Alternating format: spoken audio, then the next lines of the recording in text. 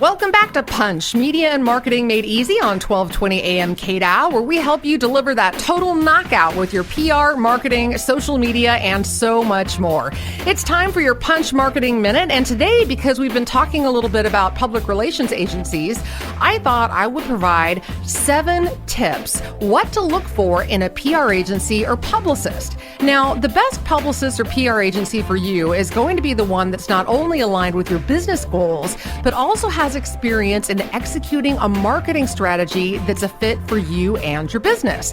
Now, a really good PR agency will not only align with your desired outcomes, but they're also going to have creative ideas to help you to design an approach that's right for your business and for your budget. So in short, what you're looking for is really a visionary partner who's going to keep your best interests in mind, while at the same time helping you achieve your goals. So here are 7 different things that you can look for when you're hiring an agency or an individual publicist. Number 1, compatibility. Schedule a meeting with a few different publicists, and from the way that their phones are answered to your experience during an introductory meeting, you can really learn a lot about a PR agency's working style and whether or not you're going to be compatible. You know, honestly, it's a little like having someone watch your kids. Your business is so precious, and so you want to find someone who values your time and your effort and is going to treat your business that way.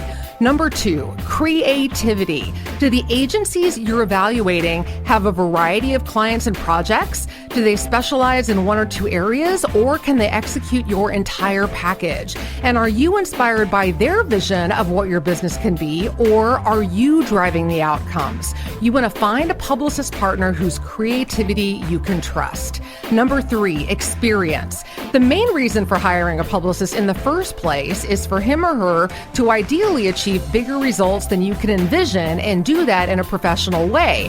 Otherwise, you could do it yourself, right? So see if an agency has the energy and the manpower to execute your plan. And above all, do they have the experience, a proven track record, and other satisfied clients that show that they could produce the results that you want?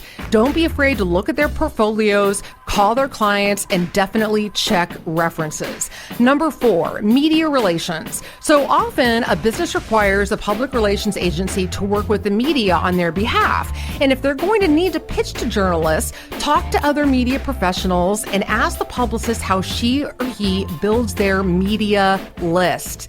Do they subscribe to a major industry database like Cision or Vocus, which gives them access to journalists nationwide? This is absolutely a critical requirement, as you do not want a publicist who is winging it on their own or working from an independent journalist list. And this kind of information about journalists changes constantly, and your PR agency has got to have the latest, most up-to-date information. If they do not use a professional media database, turn around and run. Number 5, writing skills. You know, so much of what we do in marketing occurs on paper, so it's absolutely imperative that a public relations agency is representing you with good writing. Look at samples of their work and figure out if they can adapt their style and their content to fit your business image, your audience, and goals, and are they creative? Number 6, their reputation. Is the publicist's reputation amongst their peers and the media industry a good one? Don't forget, this person or their staff is going to be representing you in your business, so don't hire somebody who has burned bridges. And finally, number 7, who will be your account manager? You want to specifically meet the person who is going to be responsible for your account's daily management. And if you are paying for a top executive to run your account, you want to make sure that it isn't passed off to a junior staffer or an intern. And if it's a team management approach, you want to make sure that you meet every key player on that team and that you're comfortable with each. Above all, make sure you have rapport with your primary contact. Public relations is truly a personal endeavor, so it's important that you're able to communicate openly and honestly at all times. The bottom line here is that you should do your homework when you're deciding to hire a professional to promote your business. It's a really important decision that is key to your company's success. This has been your Punch Marketing Minute on Punch Media and Marketing Made Easy. I'm your host, Erica Taylor Montgomery, and let's move right into round 2 of Punch today, where we're helping to educate you, deliver, and help you deliver a total knockout with your PR, your marketing, and your social media. So I'm the founder of CEO of Three Girls Media and Marketing, Inc., which is a public relations and social media marketing agency that specializes in working with small and mid-sized companies with very cost-effective solutions. You can find Three Girls Media online at threegirlsmedia.com. That's threegirlsmedia.com. And I do offer a complimentary 30-minute consultation where we can sit down and talk specifically about your PR and social media goals and needs. And if you'd like to set that up, all you have to do is visit threegirlsmedia.com and call or email me to make that appointment for your consultation today. So in round 2 of Punch Media and Marketing Made Easy, we're covering what's the voice of your business. Our guest, Bernie Wagenblast of Bernie Wagenblast Communications, is the voice of the New York City subways and also of JFK International Airport and Newark Airport. And he's also the voice on numerous company voicemail and transportation phone systems.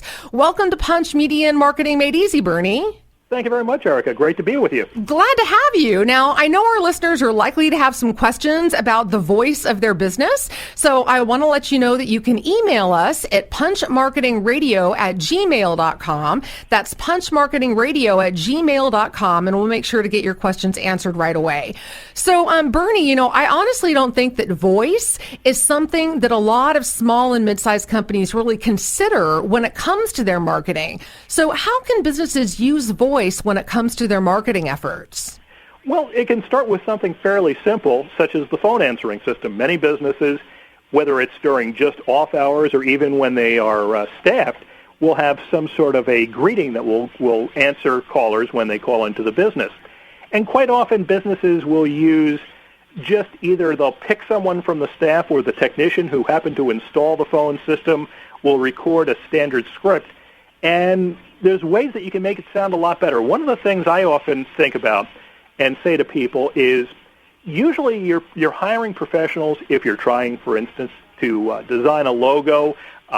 Any print materials you do, it's not just something that you draw on paper and then run through a photocopy machine. You have a professional do it. Well, the same question might come up. Why not have a professional be the voice for your business that people will hear and will make a much better impression on customers and potential customers? I think that's something that you're absolutely right about, but I think it's so under the radar that people don't think about those things. Like you said, they'll record the voicemail message themselves or have somebody on the staff do it or something like that, and they rarely think of professional talent that can really bring you to a whole other level when it comes to the image of your business. And it doesn't have to be something that's terribly expensive either. And in many cases, you can do it for free. If you have, maybe you have a friend or an acquaintance that you've said, wow, they've got a great voice. And, well, maybe they would be willing to do that for you. So it's not as if you have to go out and hire some big-name actor or actress to be the voice for your business. You can often get it done either, like I say, for free or for very inexpensively. Well, that's good to know because I know that small and medium-sized businesses are often on very tight budgets. So it's nice to know that there are some options and that it can be done either very inexpensively, buy somebody a cup of coffee and ask them to record your message for you, or you can do it very inexpensively, which is great to know. So let's talk a little bit about branding, Bernie, and why businesses should use sound as part of their branding. Well, I think the place to start is in the same way that you use a logo as part of your branding for what you're trying to do, you can use voice for that same purpose. You might use the same voice in different aspects, whether it's the phone system, things that you do with social media. Believe it or not, you can use voice there. You can use it on your website. You can have that consistency that is the same sound that's coming across. And again, depending on what your business is trying to appeal to, who the target audience is, that would help determine what you want your voice to sound like. Do you want a woman's voice? Do you want a man's voice? Do you want that voice to be expressive and friendly, or are you looking for a little bit of an edge, perhaps, depending on what your business is trying to accomplish? Those are all things to take into consideration, and they all can reinforce the branding that you're doing in other ways. I think that is brilliant advice, and something that companies really should think about is, what do they want that image to be? And we talk about that so much when we talk about marketing and branding, but it rarely translates to sound. And I think that trying to figure out, what is that target demographic that you're really trying to reach, and what kind of voice is going to be most appealing to that audience. Like you said, is it male? Is it female? What kind of age demographic are we talking about? Do you want a more mature voice, or somebody who maybe skews on the younger side, or even a child could be appropriate in certain circumstances. So I think that taking all of those things into consideration, and then whether you want the voice to be very professional, or like you said, edgy, or more friendly and casual, all things to consider when you're talking about sound for your particular business. So Bernie, when we come back from the break, I want to talk about what exactly is involved with incorporating a voice into businesses' branding, because I think it's something that a lot of companies just don't understand and don't really consider. So we'll get to that right when we come back from the break. You're listening to Punch Media and Marketing Made Easy on 1220 AM KDOW, and I'm your host, Erica Taylor Montgomery. We'll be right back.